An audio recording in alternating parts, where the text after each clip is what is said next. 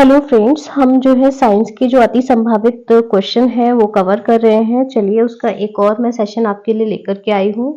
आप इन्हें अच्छे से कर लीजिएगा। आपको एग्जाम में बस यही क्वेश्चन देखने को मिलेंगे, ठीक है। मैं ऑब्जेक्टिव फॉर्मेट में नहीं लाई हूँ क्योंकि एक्चुअली आप लोग के ऑप्शन बनाने में टाइम ज़्यादा खराब होता है और मुझे जल्दी जल्दी आपको बहुत सारे इतने क्वेश्चन करवा देने हैं इंपॉर्टेंट वाले कि उन्हीं में से आपका एग्जाम पेपर बन जाएगा, ठीक है। सारे कवर कर लीजिएगा, गारंटी है कि क्वेश्चन बाहर नहीं जाएगा। अगर क्वेश्चन बाहर गया तो मैं सारे वीडियोस डिलीट मार दूंगी, ठीक है। चलिए स्टार्ट करते हैं। पूरे कॉन्फिडेंस के साथ अच्छे से याद कर लीजिए। ऑस्टियोपोरोसिस की बीमारी किसे प्रभावित करती है? तो ऑस्टियो का मतलब ही होता है हड्डियां। तो ऑस्टियोपोरोसिस की बीमारी किसे प्रभावित करेगी? आपकी हड्डियों को प्रभावित करेगी। मेंडलीव की आवर्त नियम परमाणु क्रमांक अथवा परमाणु भार पर आधारित है, ठीक है। तो ये आपका किस पर आधारित है? परमाणु भार पर आधारित है, ठीक है। क्वेश्चन ये पूछा गया है आपसे कि जो मेंडलीव की पीरियोडिक टेबल है, मेंडलीव की जो आवर्त नियम है वो किस पर आधारित है? परमाणु क्रमांक पर है या परमाणु भार पर है? तो इसका आंसर है कि यह जो है आपके परमाणु भार पर आधारित है। फिर आता है आपका पर्णहरित यानी कि क्लोरोफॉर्म में क्लोरोफॉर्म क्लोरोफॉर्म में जो है क्लोरोफिल पर्णहरित या क्लोरोफिल में उपस्थित मुख्य धातु है तो वो आपकी है मैग्नीशियम, ठीक है। पर्णहरित में उपस्थित मुख्य धातु आपकी कौन सी है? तो वो है आपकी मैग्नीशियम, ठीक है। पर्णहरित या क्लोरोफिल में उपस्थित मुख्य धातु कौन सी है? वो है आपकी मैग्नीशियम। और इसी मैग्नीशियम की वजह से क्लोरोफिल का रंग क्या होता है? हरा होता है। और फिर इसी वजह से पत्तियों का रंग भी हरा होता है। एक प्रेरक उत्तर की ओर मुंह करके उत्तर दिशा में जाते हुए इलेक्ट्रॉन को देखता है कि वह पश्चिम की ओर विक्षेपित हो जाते हैं। प्रक्षेप की स्थिति क्या है? दक्षिण गोलार्ध में है, ठीक है। क्या बता रहे हैं? आपने जो थंब रूल पढ़ा होगा वहां से ये क्वेश्चन है, ठीक है। तो क्या है, इसको छोड़ दीजिए, इतना भी डीप में नहीं पूछेगा। फिर आता है कि आंख में आइरिस का क्या काम है? तो आइरिस के जो है आपके आंख में दो काम होते हैं। आइरिस ही जो है वो आपकी आंख को रंग देती है, कलर देती है। आपकी आंख का कलर कैसा होगा वो आइरिस ही तय करती है। और दूसरा चीज, आंख में प्रवेश करने वाले प्रकाश को भी आइरिस ही नियंत्रित करती है। शरीर के द्रव्य में जल और नमक के मिश्रण के नियमन को क्या कहा जाता है? तो शरीर के द्रव्य में जल और नमक के मिश्रण के नियमन को क्या कहा जाता है? ऑस्मो रेगुलेशन कहा जाता है, ठीक है। शरीर के द्रव्य में जो जल है और नमक है उसका जो मिश्रण है उसको कंट्रोल करने को क्या कहते हैं? तो उसे ऑस्मो रेगुलेशन कहा जाता है।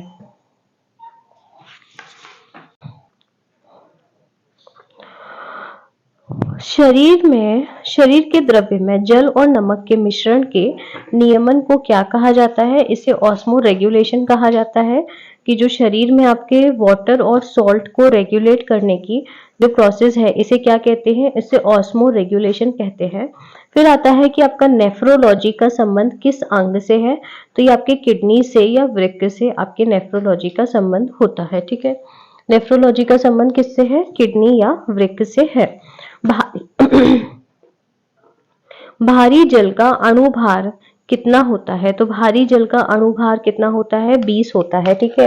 हैवी वाटर जो है आपका उसका अणुभार मॉलिक्यूलर वेट कितना होता है? 20 होता है, ठीक है। बिल्कुल ये क्वेश्चन आपके एग्जाम में देखने को मिल सकता है कि भारी जल का अणुभार मॉलिक्यूलर वेट कितना होता है? 20 होता है। भोजन में प्रोटीन की कमी से कौन सा रोग उत्पन्न होता है? तो भोजन में प्रोटीन की कमी से आपका क्वाशियोरकर रोग उत्पन्न होता है, ठीक है। भोजन में प्रोटीन की कमी से कौन सा रोग उत्पन्न होता है?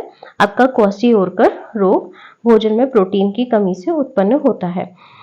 बंद गोभी के नील लोहित पत्तों का रंग शीतल जल में नहीं छूटता है किंतु उबलते हुए जल में छूट जाता है, क्योंकि जो वर्णक शीतल जल में घुलनशील नहीं होते हैं, ठीक है। जो भी बंद गोभी है उसका जो नील लोहित पत्तों का जो भी रंग होता है वो ठंडे पानी में तो नहीं छूटता है, लेकिन बंद गोभी का जो रंग है वो जो आपका उबलता हुआ पानी होता है उसमें छूट जाता है। इसलिए आपने गोबा देखा होगा कि आप जब गोभी की सब्जी बनाते हो तो अगर उसमें आप हल्दी कम डालो तो वो ग्रीन ग्रीन हो जाती है, ठीक है।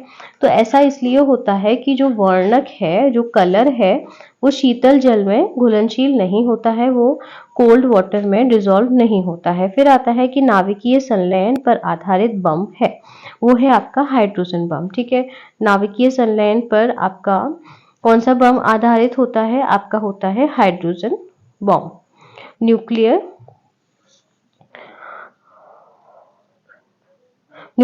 फिशन पर, ठीक है, न्यूक्लियर फिशन पर आपका हाइड्रोजन बॉम्ब आधा होता है। आपका हाइड्रोजन बॉम्ब किस प्रिंसिपल पर वर्क करता है? न्यूक्लियर फिशन पर वर्क करता है। ठीक है, यदि कोई वस्तु प्रकाश के सभी अवयव या रंगों का पूर्णतः अवशोषण कर ले तो कैसी दिखाई देती है? तो वह आपकी काली दिखाई देती है। अगर कोई भी चीज है, अगर वो किसी भी तरीके की लाइट को रिफ्लेक्ट बैक नहीं करेगी तो वो ब्लैक हो जाएगी, क्योंकि ब्लैक कलर की प्रॉपर्टी होती है कि वो हर चीज को अपने में एब्जॉर्ब कर लेता है, कुछ भी रिफ्लेक्ट बैक नहीं करता है। दूध की शुद्धता मापी जाती है लैक्टोमीटर में। ठीक है, दूध की जो शुद्धता है वो किससे मापते हैं? तो वो आपकी लैक्टोमीटर से मापते हैं दूध की शुद्धता। फिर आता है कि ध्वनि के शोरगुल का मापन होता है डेसिमल में। जो ध्वनि है उसके शोरगुल का मापन किसमें होता है? डेसिमल में होता है। फिर आता है कि सबसे कम तरंग लंबाई वाली किरणें कौन सी हैं? तो वो है आपकी गामा किरणें। जो सबसे कम तरंग लंबाई वाली किरणें होती हैं, ये कौन सी होती हैं? आपकी गामा किरणें होती हैं। ठीक है, सबसे कम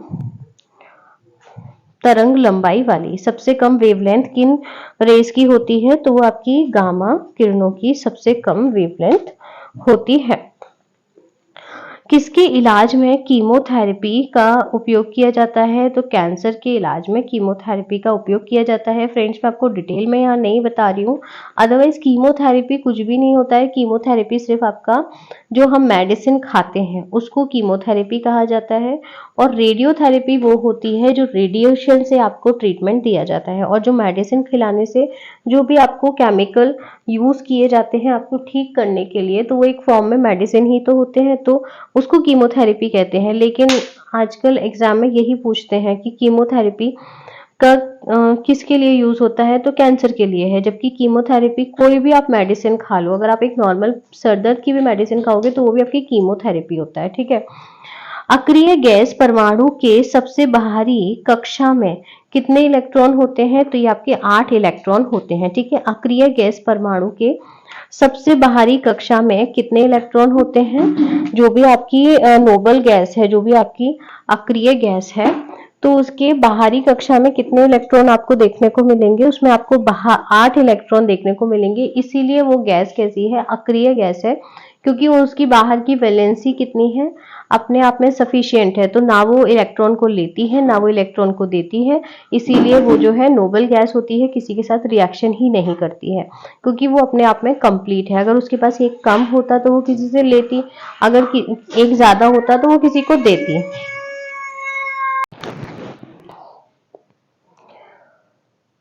किस प्रकार के सिंड्रोम से पीड़ित मनुष्य अधिक लंबेपन, मानसिक दोष एवं असामाजिक आचरण के शिकार होते हैं? तो वो आपके XYY सिंड्रोम के होते हैं। ठीक है, किस प्रकार के सिंड्रोम से जो पीड़ित आपके जो लोग होते हैं वो बहुत ज्यादा लंबे होते हैं, उनमें कोई ना कोई मानसिक मतलब उनमें प्रॉब्लम होती है, एवं जो है वो असामाजिक आचरण के शिकार होते हैं, मतलब उनके साथ में कुछ अच्छा व्यवहार नहीं हुआ होता है। ठीक है, असामाजिक जिसे कहा जाता है, तो वो आपका क्या होता है? तो वो आपके XY सिंड्रोम से होते हैं, XYY से होते हैं, मतलब उनमें जो आपका एक Y क्रोमोसोम एक्स्ट्रा हो जाता है। 46 की जगह उनमें कितने क्रोमोसोम हो जाते हैं? उनमें 47 क्रोमोसोम हो जाते हैं। ठीक है, ऐसे लोग जो है आपके कैसे हो जाते हैं?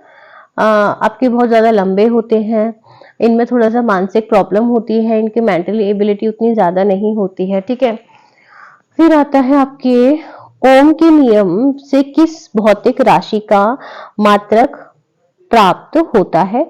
तो ये आपके प्रतिरोध का होता है। ठीक है, ओम के नियम से आपकी किस यूनिट का हमें पता चलता है? तो ओम आपकी रेजिस्टेंस की यूनिट होती है। श्रेणी LCR परिपथ में अनुवाद के समय प्रतिवाद कितनी होती है? तो ये आपके परिपथ के प्रतिरोध के बराबर होती है। ठीक है, जो आपकी श्रेणी LCR होती है तो उसके परिपथ में अनुवाद के समय प्रतिवाद कितना होता है आपका, तो ये परिपथ के प्रतिरोध के बराबर होता है, जो आपका सर्किट है उसके रेजिस्टेंस के बराबर होता है। फिर आता है कि कंप्यूटर्स में प्रोग्राम हेतु विकसित सर्वप्रथम भाषा कौन सी है, तो वो है आपकी फोर्ट्रॉन। फोर्ट्रॉन जो है आपकी एक ऐसी पहली भाषा है जो आपकी कंप्यूटर के प्रोग्राम के लिए सबसे पहले विकसित हुई थी। ठीक है फ्रेंड्स, इस वीडियो में हमारे इतने ही क्वेश्चन हम कवर करेंगे।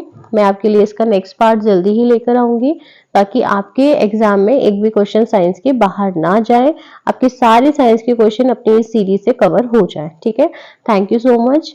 चलिए, लाइक कर दीजिएगा, शेयर कर दीजिएगा, सब्सक्राइब कर दीजिएगा चैनल को।